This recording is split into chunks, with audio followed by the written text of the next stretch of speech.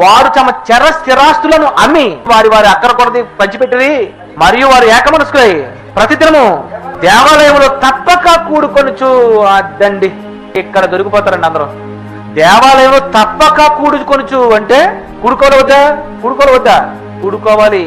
ఇంటికి వెళ్ళాలి వద్దా? రోజు ఇంటికి వెళ్ళాలి. భోంచేయాలి వద్దా? రోజు భోజనం చేయాలి. డ్యూటీకి వెళ్ళాలి వద్దా? రోజు డ్యూటీ చేయాలి. ఇంకా రోజు అన్నీ చేస్తావు.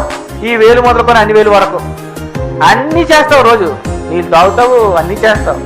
మరి దేవుని దగ్గరకు వచ్చేసరికి ఎందుకు నువ్వు ఉండడం లేదు? ప్రతిదినము దేవాలయంలో ఎందుకు కూడుకోవడం లేదు? అంటే రాకపోయినా పర్వాలేదు, ఎవరు వస్తున్నారు? అందరూ వస్తున్నారు. ఇది నువ్వు రాకపోయినా పర్వాలేదు, మమ్మల్ని ఎవరు అడుగుతారు? ఆ దేవుడు. వాళ్ళని అడిగితే మమ్మల్ని అడిగితే అందరిని అడిగితే అందరూ రాలేదు కనుక ఏం చేస్తాం అని మీరు అనుకుంటున్నారు. మీరేవేవో ఊహించుకుంటే, మీరేవేవో చెప్పుకుంటే దేవుడు అస్సలు వింట మీ మాట. దేవుడు కూడా ఏమంటాడంటే, మీ మాట వినుట న్యాయమా అంటాడు.